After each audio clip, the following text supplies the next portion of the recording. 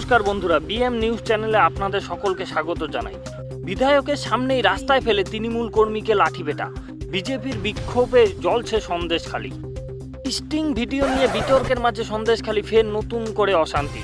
প্রথমে সন্দেশখালী থানায় সামনে অবস্থান, তারপরেই তৃণমূল কর্মীতে বাড়ি থেকে বের করে রাস্তায় ফেলে মারধর করা হয়।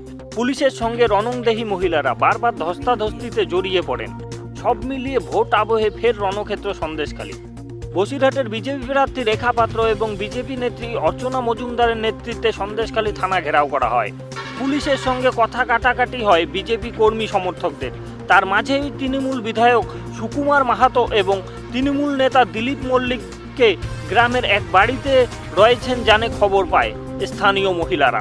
ওই বাড়ির সামনে পৌঁছে রণংদেহী মহিলারা বাড়ি থেকে টেনে বের করে এনে তৃণমূল নেতাকে বাঁশ লাঠি এবং জুতো দিয়ে মারা শুরু করে ক্ষিপ্ত মহিলারা। রাস্তায় ফেলে বেশ কিছুক্ষণ ধরে চলে মারধর। স্থানীয় মহিলাদের অভিযোগ, তৃণমূল নেতা ফেক ভিডিও তৈরি করছেন এই বিধায়কের সাহায্য নিয়ে। পরে তারা সোশ্যাল মিডিয়ায় ভাইরাল করা হচ্ছে।